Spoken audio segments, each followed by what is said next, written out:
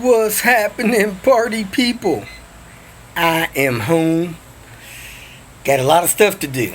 I got to rebuild a couple cylinder heads before I leave. I got to pick up 2 cars.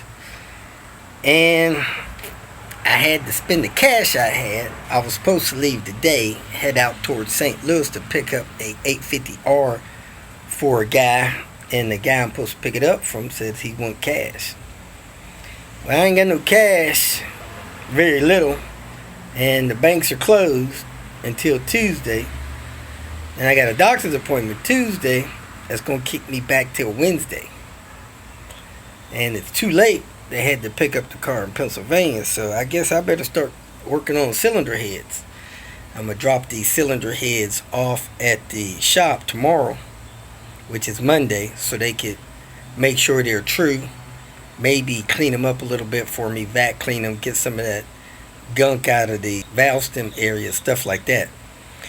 Whatever they can't vac clean, I'll probably clean with a wire wheel and then do the other cleaning that I do.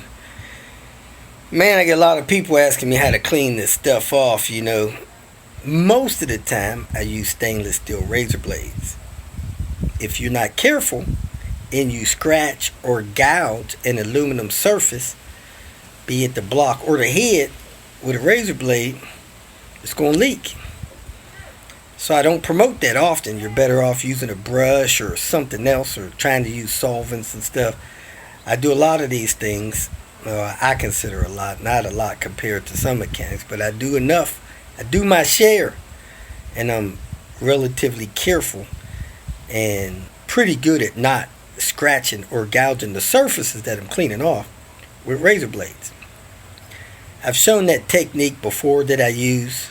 I learned from another mechanic.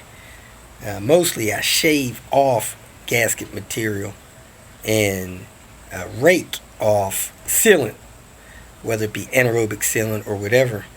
I rake that stuff off at like a 90-degree angle, brushing it back and forth so I don't gouge the surface. If you gouge the surface, you're going to be in trouble trying to get stuff to stop leaking. So anyway, that's that. Believe it or not, I still have people texting me videos. Everywhere my number's posted, there's also a message not to text me videos. It's brutal. Text messages were designed to text letters, characters, something like 144 characters, which is bytes. A character's a byte. So a text message initially was designed to do about 200 bytes, counting spaces. But no, you got people that started to send longer messages. So they're texting longer messages. So some phones still split those longer messages up to 2 or 3 text messages. Message 1, 2, 3, 4, 5, 6. I have no idea why somebody want to write a book on a text message. A lot of times I read text messages on the fly. If they're 16 pages long, I don't even read them. It's pointless. Why are you texting me all that? If you got that much information, a 22-minute text message that you want to share with me, just call me. I read text messages on the fly. I'm in the grocery store. I glance down. I reply to a text, something like that. A lot of you guys are speaking your text messages, so you don't feel the pain of typing the text message. Heck, when all this text message start, we had flip phones. If you wanted to hit a D, you had to hit 2 or 3 like a time. If you wanted to hit an E, you had to hit D, the number 3 times. No, all that's gone. People open their phone, they hit the little microphone button, they start talking away. Heck, half the time they forget what they're talking about. And they hit send. I get it. I don't know what you're talking about either. So if it's a 20-minute long text message, just call me. Call me anytime. If I'm not busy, I answer the phone. If I am busy, guess what? I won't answer the phone. So if you call me, there's no need to ask if you're interrupting anything. because I'm not going to let you interrupt me. I'm just not going to answer the phone. Listen, my phone number is not 911. So to me, it's not emergency. It might be an emergency to you, but to me, it's not an emergency. So if I answer the phone, I got time to talk. Or I won't answer the phone. And I know how to say, hey, I got to go buy click. Yeah, you can ask many of my friends. If I'm done and I got to go and you still talking, you won't come up for air, I'll just hang up the phone. And I'm not trying to be rude. It's just, I thought this was going to be a short 2-minute conversation. It turned into a 45-minute sermon. And I wasn't prepared to listen to a sermon at the time, so I had to hang up because when I said, hey, whoa, stop, you didn't stop, you kept going, so I had to hang up. But, hey, if I had an answer, I'd give it to you. Takes it back to you, whatever. And, man, I'm on the road a lot. People know it. I get on the road, I might drive.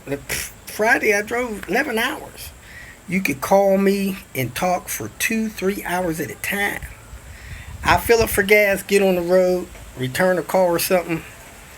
I'll talk for however long you want to talk. Most of the time, because I'm on the road, ain't got nothing else to do. Might as well talk to you. But if I'm busy, I won't answer the phone. It'll roll to a dead voicemail, and then I'll call you back off of caller ID. Unless you're one of these people that like calling my number and blocking yours. So I can't caller ID you back. So that's your loss, not mine. But I think my opinion, it's a little rude for you to take my number, call my number because you need help, and block your number so I can't call back if we get disconnected or something. But it doesn't really bother me. It's not the end of the world. It just is what it is. So hey, call anytime. I'm fine with that. Don't send 20-page text messages. I'll probably never read them. And don't text me videos. Videos don't come through well on my phone on text messages. When you text me a video, again, text messages were designed for 200 bytes. They upgraded it so you can send small pictures. Then you got people with these ultra high D phones sending 16 megapixel pictures. When that stuff hits the server or tries to go up through the internet or the Wi-Fi, whatever the heck is sending it, it says, man, these text messages were designed for 200 bytes. This guy's trying to send a 16 megapixel picture. We're going to have to compress that for him. So the system that is takes that picture and compresses it down to text message friendly format or compression and drops that on my end. Or on whoever you send it to, drops that on that end. So that 16 megapixel picture may come through on my side at 235 kilobytes. That's 400 times bigger than the 200 bytes that it was initially designed to. So they adjusted the system. It could take 230 kilobytes. Now you got these guys that refuse to listen what I asked them to do. Don't text me videos. They'll record a 15-second video. That 15-second video is not kilobytes. It's not 16 megs. It's 80 megs. Then you take that, put it in a text box, and hit send. Now you're not dealing with 16 megs. You're dealing with 80 megs. It takes that 80 megs. It goes, whoa! This crazy person has no idea what they're doing. But instead of rejecting them, we're going to flatter them.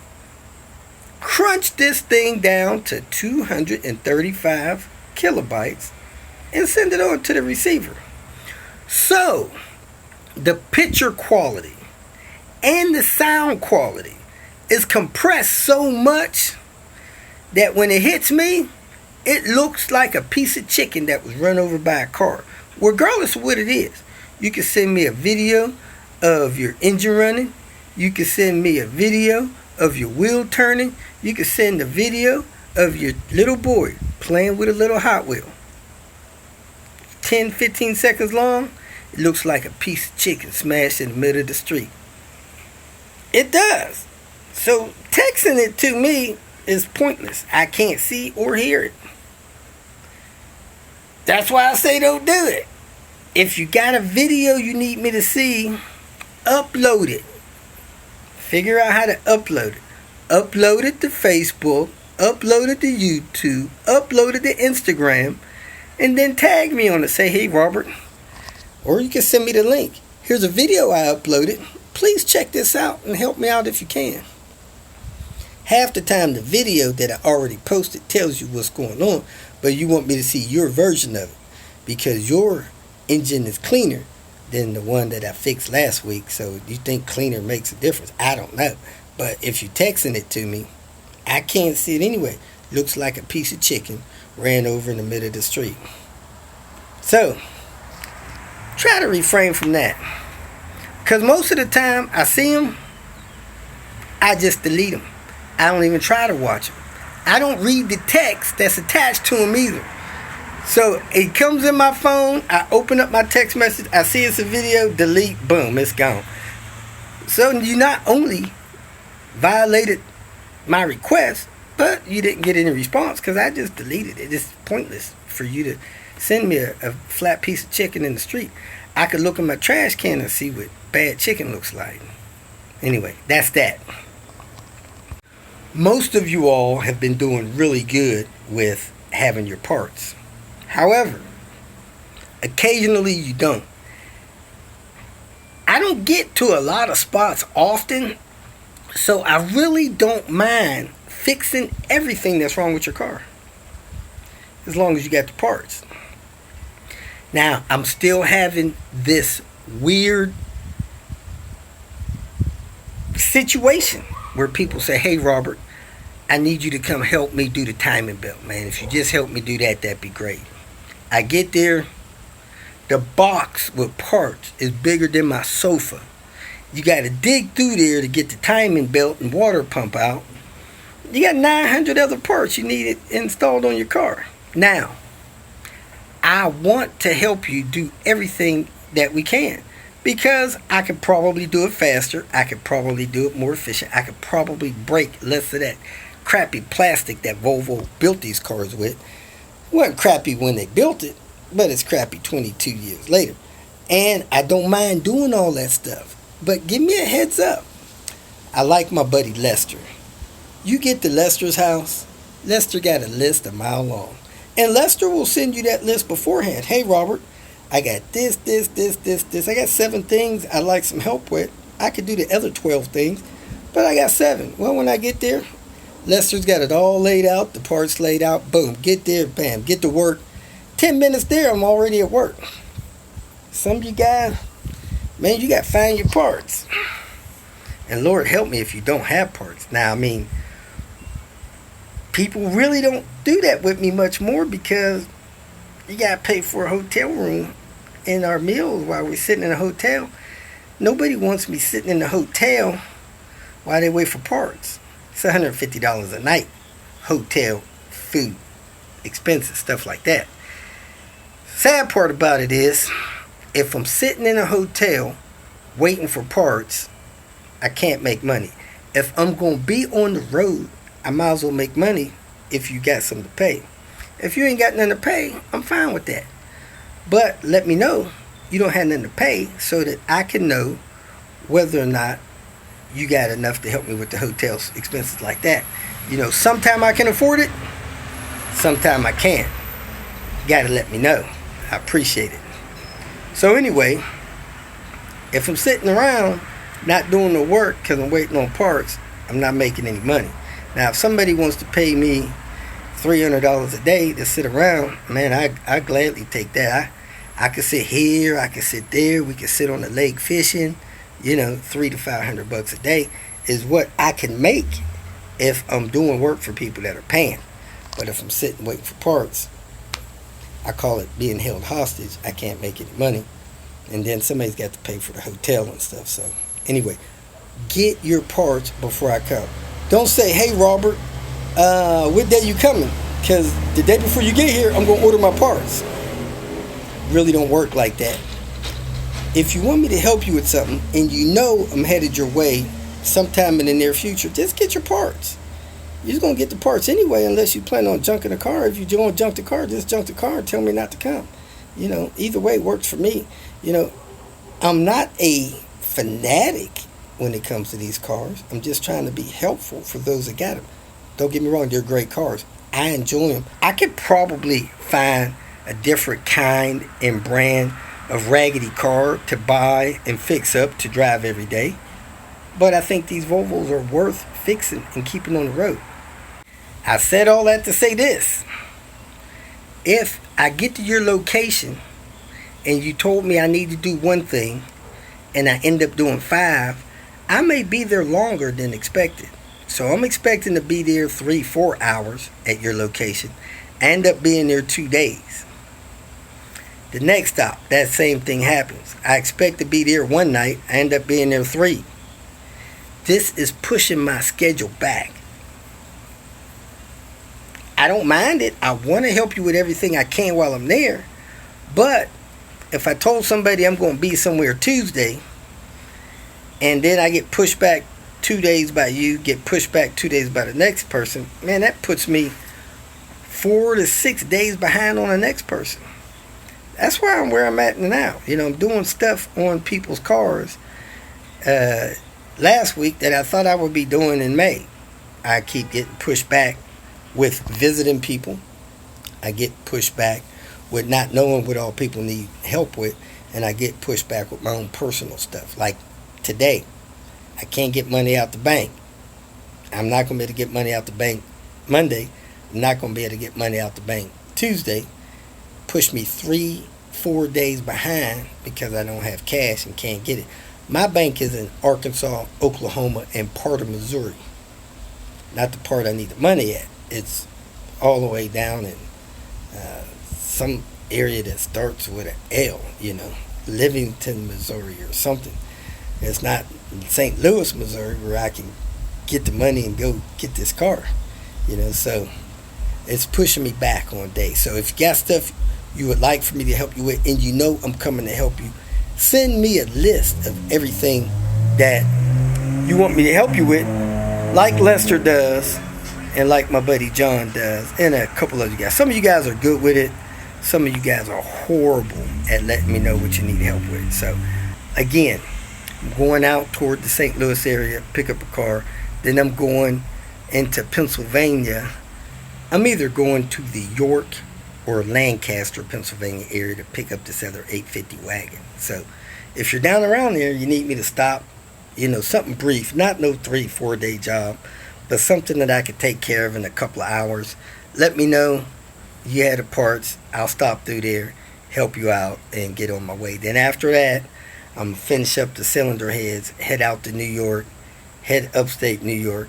Then I'm going to trickle down back into Virginia to finish up with some stuff I got in the Baltimore and Fredericksburg area. And then I'm headed back home for a couple days, then up to Chicago. And then I might head out west to go get some stuff out of my storage and maybe pick up a car I keep dreaming about trying to buy but hadn't contacted a person about. Brings me to another point. Whether you fix your old raggedy Volvo or not, that's up to you. I can't make that decision. Hey, Robert, you think it's worth fixing my car? Man, I fix my car. My engine blow up, I'm going to put another engine in there. My fuel pump goes out, I'm going to put another fuel pump in there. Now, if you got to pay somebody $3,000 or $5,000 to replace an engine, is that worth that to you? Probably not. I could do mine myself, so it ain't going to cost me that much. So if you could do yours yourself using a video, probably more economical to fix your car. Now, if your car got 19 things wrong with it and then it blew ahead, junk it. That's 19 things plus a head job. You pay somebody to do all that stuff, you might be 10, 15 G's in the hole. you know, on a $2,000 car. You might be able to find one that's in great shape for $4,000 or $5,000. So, that's a decision you got to make. That's not my decision. It's your decision. When I wake up, I don't call you and ask you what color shirt and pants I should put on, or if I should take a shower before or after I go on my walk. I got my things to worry about. You got your things to make decisions about. Just go ahead and make your decision and live with it. I'm cool with that. I also mentioned recently, made a video on it recently, I can't do business on YouTube. Now, it's not that I don't want to do business on YouTube. It's that I can't. You send me a message, hey Robert, I would like to buy a steering wheel from you. You post that on YouTube. I say, great, send me $200. I don't get a message on my phone or at my email. Then 2 days later, I can't find that message on YouTube. Hey Robert, I'd like for you to come by and help me put a water pump on my car. Great. Send me a message. I just sent you a message on YouTube. Well, I can't find the message on YouTube. I don't know your name because you got a screen name. I don't know your location because I can't figure that out on YouTube. I don't know who you are or where you are, how to get there, when you want it done. I don't know none of that stuff. You got to call or text. That's the easiest way, really the only way to work with me, call or text. Occasionally emails. Be honest with you, I need to file email bankruptcy. I probably got 14,000 emails. I try to go through them sometime and read 10, 20 a day. That doesn't help. It's not getting me. So I need to select all and hit delete. They call that email bankruptcy, and just explode the whole thing, start all over. But hey, so if you're sending emails, don't get frustrated if I don't get back with you, because I don't check email often, especially if I'm on the road. I don't check Facebook messages often.